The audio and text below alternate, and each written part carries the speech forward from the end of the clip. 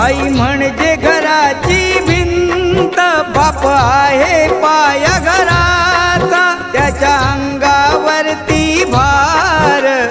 कुटुंब संसाराचा। पत्नीला जरीची साडी, नवे कपडे मुलांना आणून, बाप माझा गावभर फिरतो फाटलेली बनियान घालून, फाटकी चप्पल केसाला नाही फणी, बाप माझा